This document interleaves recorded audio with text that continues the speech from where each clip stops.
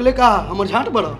जब साला इज्जत चली गई बा तो लड़की के ले ही के जाए। तो लड़की को हम खोजवाएंगे, गारंटी हम लेते हैं कि तेरा बेटा के ब्याह कराएंगे।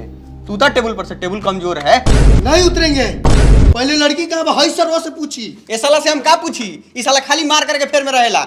इस साला के नाम देखे तेरा कितना बढ़िया बा, मनी में राज, लेकिन साला के मुंह बा बोका के गार लेखन। ऐ साला भीतर चल। अरे बाप रे बाप, इस साला बार का दोगला दरोगा बा हो मार के तो साला हमर टूरनी फोड़ दे।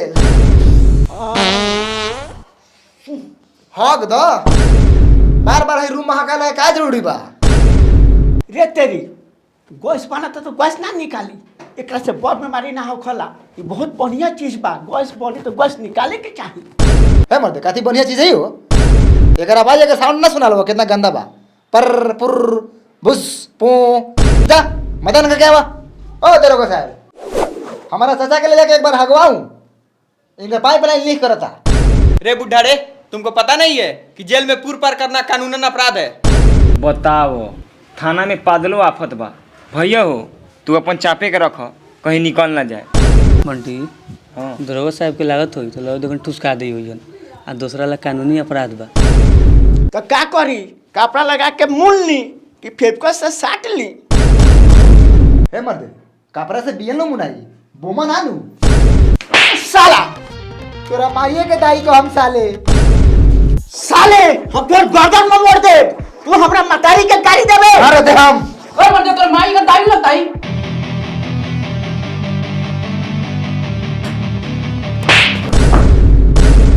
का रे साला चुदर मत हो, मवईपुर में आके साला तू हमरा पर हाथ उठा दिले। साला तू हमरा आतंक के बारे में भुला गेले।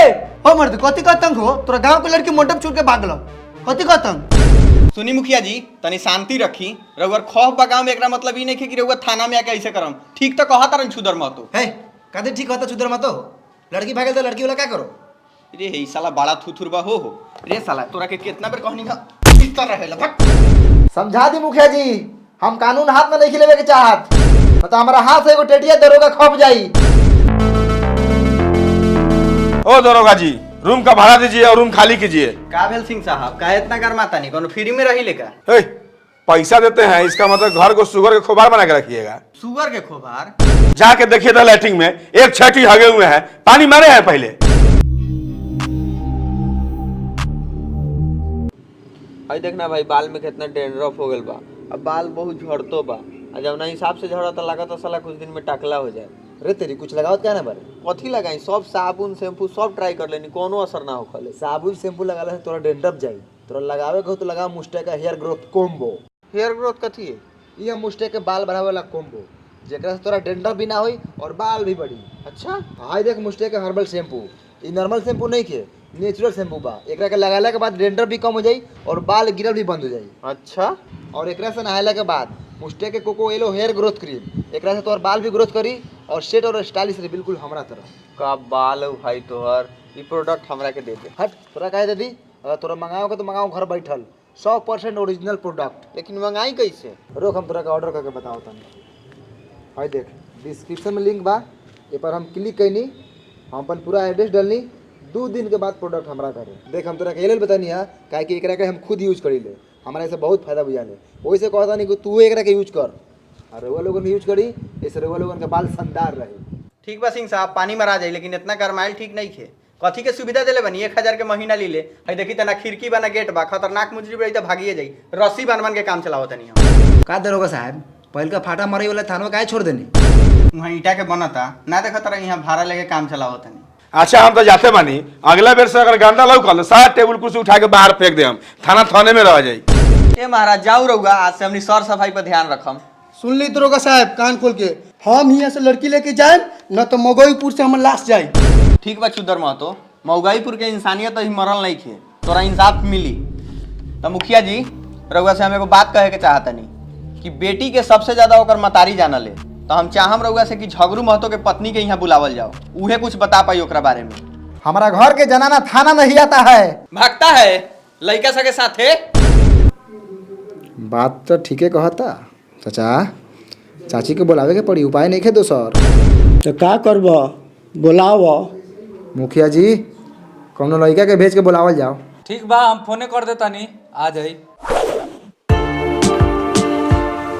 प्रणाम। प्रणाम। ए हट, जनाना के बैठे दे, हट। आइए। देखत नु बड़ा एकर रंग रहा एकर बेटी भागल बा तनको एकरा चिंता फिक्र बा। मेकअप होके आयल बा, चश्मा लगले बरन करिया अक्का। तो रउआ लड़की के बड़ बहिन बानी ना? ना, हम लड़की की माई बानी। ए ताकत कथी बारा जवान की चाची बारी न हमार। भैयो सासवा तो पूरा पनीर लागत हो आ मेरा रुआ तो पूरा छेना होता। चुप साला चुप। एगो बात बताओ जाओ लवरी देवी जी, राउर बेटी शादीए के दिन भाग गेली नी, कितना शर्मिंदगी के बात बा। हम बहुत शर्मिंदा बानी दरोगा जी, लेकिन का करी, लड़की के बापे दोगला बा। आई चरवा के पियाई के चलते आज हमार बेटी भागल बा। अब भगलो तकला तो मुंहे जोकार दे। रे हम ना ताकब तो कौन ताकी रे? तू जा बाजार में झमकावा, बेटिए तो भागिए गेल और तू कोनो के लेके भाग जा। इनी पुत्रा ठीक रहित तो जे लेखा हमार बेटी सुंदर बा ओ लेखा सुंदर दामाद खोजती, लेकिन खाली नाम सुंदर खोजले बा चढ़वा। भैयो तोर सासवा के हम पटा ले बहु। चुप साला, बापुआ से पूछतो तब पहले से लाइन में हो। कोनो बात नहीं खेल अबरी जी, जोरी तो भगवान के बनावल होला, लइका करिए बात का हो गए, वैसे राउरो जोरी कोनो ठीक नहीं खे। अच्छा करिया उजर बूढ़ जवानी तो बात के बात बा, पहले ये बताई कि लड़की के बारे में रउआ कुछ पता बा? जी दरोगा जी, सब पता बा। आ इहो पता बा कि कौन नी पुत्रा भगैले रहे। कैसे भागल कौन भगैला कैसे मतलब नहीं खेल अबरी जी। ई छुदर में तो कहत रहन कि हम लड़की लइए के जाए। अपने ही के बनी का शुद्ध महतो? जी हम ही बानी छुदर महतो, राउत समधी। जिया रे सरवा रे चुदर महतो ई क्या करत रे साला? छुदर मातो का छोड़ चचिया के नु देख। तो का कहता नी केंगे बियाह करे के बा, मंदिर में कि दूरा पर? तो समधिनी जी मंदिरे ठीक रही का? साले तोरा से पूछत रे। जी द्वार पर, वो बैंड बाजा के साथ। का हो छुदर महतो, मंजूर बा? हाँ मंजूर बा, बेचाई एक कट्ठा, बाकी हमरो एगो शर्त बा। का शर्त बा छुदर मातो बोली? फिर हमरा मुर्गा चावल के भोज चाहिए। ठीक बा समझी जी, मुर्गा चावल के भोज मिली, लेकिन जे 45,000 ले ले बानी ना लौटाई के पड़ी। बेटा वाला के बुर्बक समझता रू, फ्री में बियाह करबू बेटी के। अरे चुप साला, मार जूता के मुंह फाड़ देम। समधिनी जी 45,000 हम लौटाएं। जाई भोज भात और बियाह की तैयारी करी। ठीक बा छुदर महतो, हम की तरह के 45,000 के बड़का लेग पीस किया मसाला वाला। ठीक बा दरोगा जी, ठीक बा मुखिया जी, हम जाते नहीं लड़के को बुलावे। समझी साहब रउआ बारात लावे के तैयारी करी। प्रणाम। ए साला सरे तो निकल, तो निकल बाहर।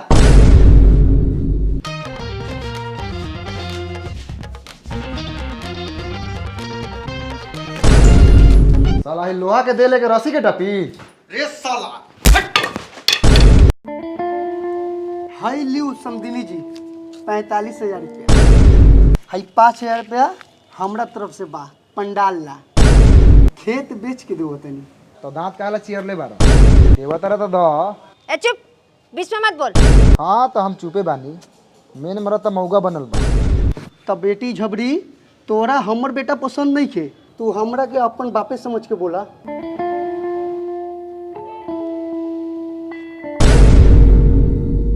तू शादी छोड़ के काहे भगलू? बाप के इज्जत के ख्याल ना रहे? रे तू बताओ समझे साहब के तू काहे भगले?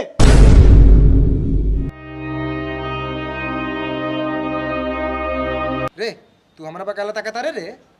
ये दोगलावा हमरा लगे आ रहे और आके कहलक कि ए जो बुलाओ तुम मुखिया दरोगा, जाके शादी कर ले जो।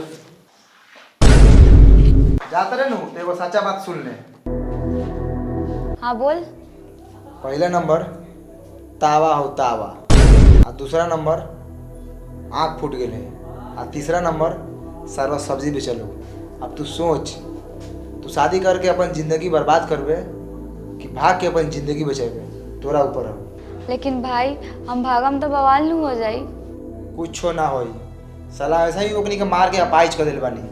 एगो तू काम कर, हमें अपना राइटिंग में लिख और जो तोहर भाई संभाल ली।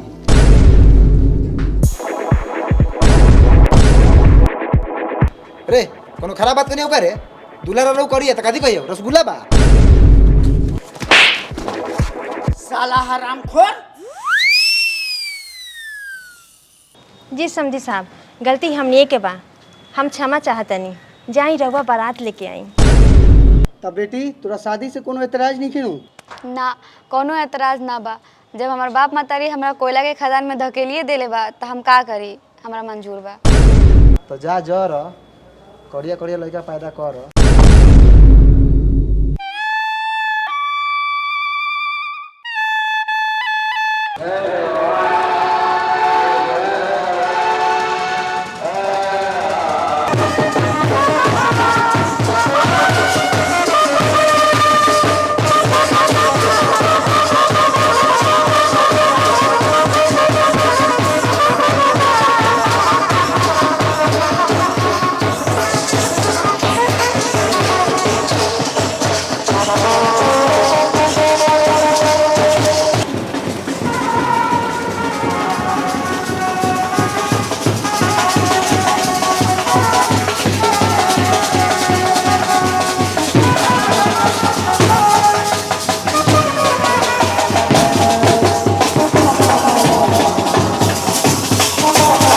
दरोगा जी लगा था कि साला कुछ गड़बड़ बा।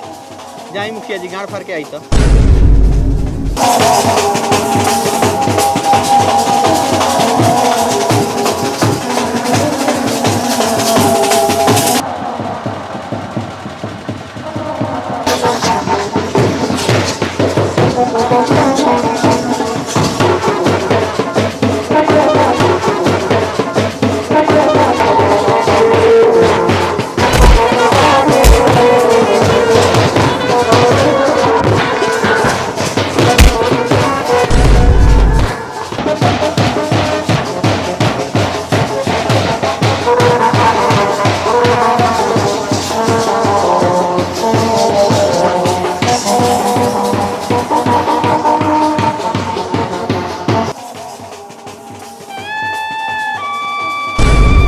हौ देख सलाल का तरवा के टीका लगेल है करिया।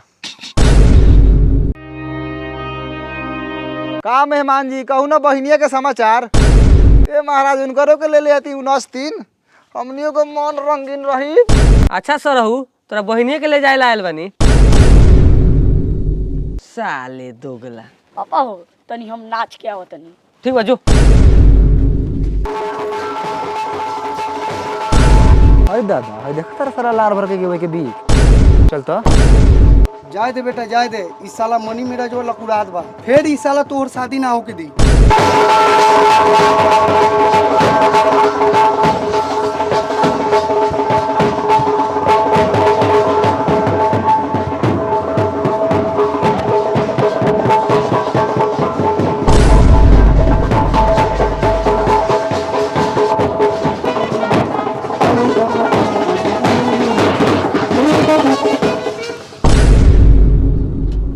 लागत है सर्वस ना मानी। का देखला मुखिया जी? साला तू बारात में गुंडाई करबे, गाड़ फाड़ दे हम साले तैकर। ए तू काती बतेबा? तू तो बरियतिया का पक्ष लड़ा दरा। साला नाचने नहीं दे रहा भोसरी वाला सब। गमाजुआ नहीं नाचेगा का? तोरा नाचे क्या हो? नाच साला नाच। कथी का भीड़ में कथी होता रे? घोस्ती बड़ा सब। कथी का भीड़ में साला? ए सर्वसा नाचे देखे दे बात। आ ऊपर से खिसिया था ए साला तोरे नाचे के शौक है बा। चल बारात आगे बढ़ा। बाजो बाजो।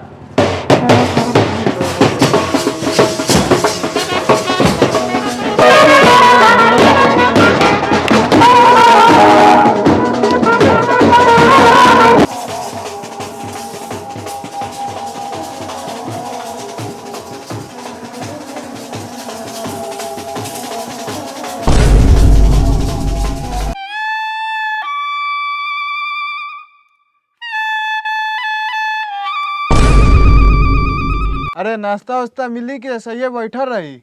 नाश्ता के बात ना आई, चुपचाप बैठा रहा, टाइम पर खाना मिली। अरे तो ई कैसे होई? हमनी के भूखे रही। चाचा नाश्ता के बात हो तो करावा हूँ। नहीं नाश्ता का बात नहीं है, खाली खाना का बात है। मुर्गा और चावल। गाँव छुदर में तो कुछ बोलत काहे नहीं खा? अच्छा थोड़ा सबर करा, तनका देर में खाना मिली। है साला उतर, जमाला होके जाता उतर। है साला कहाँ बैठे रे? सूट बूट पहन उतर।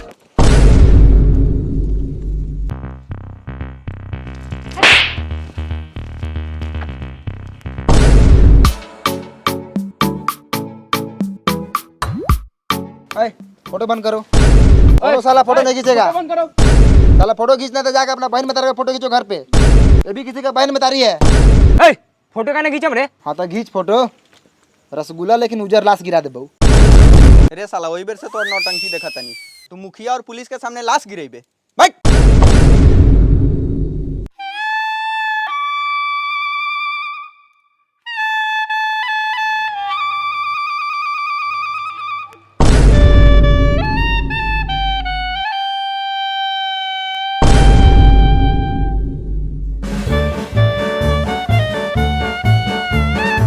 I love you, समझी साहब। I love you too.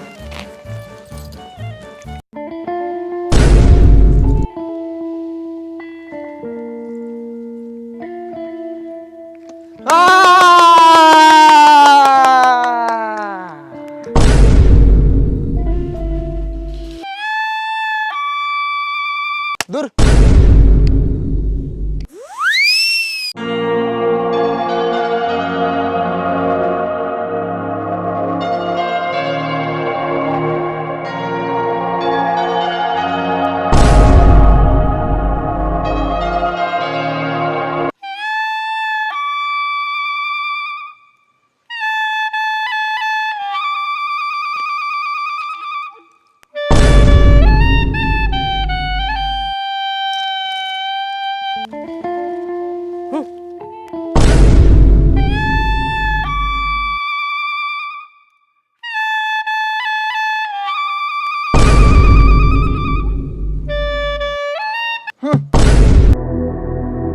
चलो बहुत अच्छा, बहुत बढ़िया लागल। जयमाला हो गया। अब हमनियों के नींद लागता तो दोनों पक्ष के गार्जियन के बुलावा लोगन, आशीर्वाद देवो ये लोग के। पापा अरे कहाँ गेल बड़े पापा? एता ही तो बैठल बा चाचा। अरे कुर्सिया गिरा के कहाँ गेल बा रे? पापा रहुआ रे चाची तो तोहर नहीं खेल लौकत। हैं? नहीं खेल लौकत? ना का भेल पापा? बेटी झबरी तोहर मतारी लोबरी नहीं खेल लौकत। मुखिया जी पापा नहीं खेल लौकत। सारा खोज लेनी सा। ए खोज बढ़िया से, कहीं मर गेलौ का? वो सरवा मरे वाला बा छुद्रा साला। भैया हो भैया, पापा तो ससुर के लेके भाग गेलो।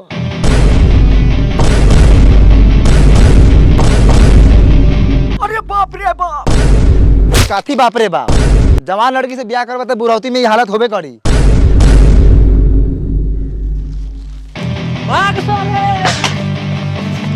नमस्कार, आप देख रहे हैं 24 टीवी जंक्शन। मैं हूं आपके साथ कैफी। बिहार के मुजफ्फरपुर से एक शर्मसार करने वाली घटना सामने आ रही है, जहां एक शादी समारोह से समधी ने समधिनी के लेकर फरार हो गए। दरअसल मामला बिहार के मुजफ्फरपुर के मऊगईपुर से आ रहा है, जहां पे एक शादी समारोह था। उस शादी समारोह में अपने पुत्र को लेकर गए थे वहां शादी कराने, लेकिन पुत्री के ही माताश्री को लेकर फरार हो गए। मतलब समधी समधिनी को लेकर फरार हो गए। ये चर्चा पूरे गाँव में सनसनीखेज है और लोग सोचने पे मजबूर है कि इस तरीके की घटना कैसे हो गया। खबर के इन्वेस्टिगेशन में पता चला है कि इससे पहले बार भी 3 बार बारात आई थी, जो कि पहले में झगड़ा हुआ था, दूसरी बार में जोरदार तरीके से मारपीट हुआ था, तीसरी बार में लड़की ही फरार हो गई थी, चौथी बार में बिहार की यह पहला शर्मसार करने वाली घटना मुजफ्फरपुर के मऊगईपुर से है, जहां पे लड़की के माताश्री ही लड़के के पिता के संग फरार हो गए। तो यह कहीं ना कहीं शर्मसार करने वाली घटना सामने आ रही है। भगत अरे बंद कर, बंद करा।